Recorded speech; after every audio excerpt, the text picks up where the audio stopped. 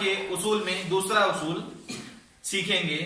इस उसूल के मुताबिक अगर असास एक जैसे हो और उनके दरमियान तकसीम का अमल हो तो उनके कुव्वत नुमा की जमा हो, तफरीक होती है। समझ में आ गया? अगर असास एक जैसे हो और उनके दरमियान तकसीम का अमल हो तो उनके कुव्वत नुमा की तफरीक होती है। अब इस सवाल में हम इस उसूल को इस्तेमाल करके देखेंगे। तो हमने एक सवाल लिया 8/5 तकसीम 8/3।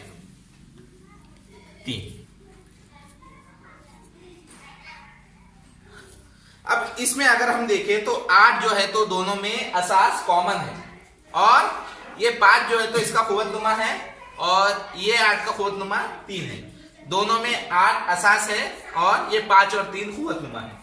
अब इस उसूल के मुताबिक अगर ये दोनों असास एक जैसे हो और इनके बीच में तकसीम का अमल हो तो हमें क्या करना है, आगे ये असास जो है तो इसको जैसी के वैसे ही लिख देना है और इन कुव्वत नुमा की तफरीक करना है।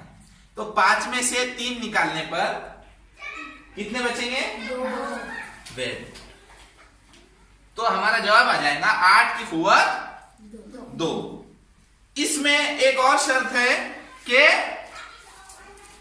इस जो उसूल में एक शर्त यह है कि m n से बड़ा होना चाहिए।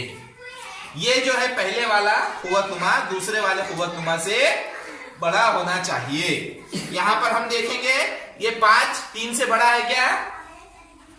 हाँ, इसीलिए हमने इस उसूल को इस्तेमाल किया। अब इस पर मबनी एक सवाल आप हल करेंगे। इस तरह से अब आप सवाल हल करेंगे।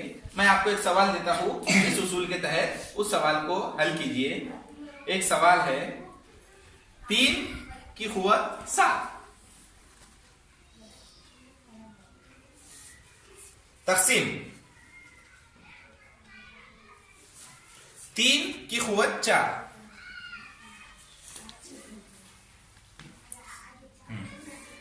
समझाइए आप इसको। इसमें कौन सा असास है, कौन सा कुव्वत नुमा है? ये आसास है। हाँ, असास है। आसास है, ये कुव्वत नुमा है। हाँ, और उसमें ये आसास नुमा है। असास है, ये कुव्वत नुमा। कुव्वत नुमा है। दोनों की क्या करे हमने इधर? तकसीम। अब इस उसूल के मुताबिक क्या होगा फिर? ये 3 मसाइदार। हाँ,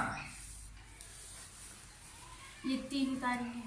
हाँ, यहाँ पर 3 एक जैसी है इसीलिए 3 लिख दिए। उसके बाद में ये इन दोनों की वो करे, क्या करेंगे? तफरीक करेंगे। इन दोनों की तफरीक करेंगे। तो 7 में से 4 निकालने पे कितने बचते हैं? 3। यहाँ 3 लिख दिए। जवाब कितना आ गया? 3 की कुव्वत 3। पूरे जुमले में जवाब देना है 3 की कुव्वत 3। इस तरह से अगर m बड़ा हो n से, यहां पर 7 बड़ा है 4 से, इसीलिए हमने इस उसूल के तहत ये अमल किया और इस तरीके से इस सवाल को हम हल करेंगे।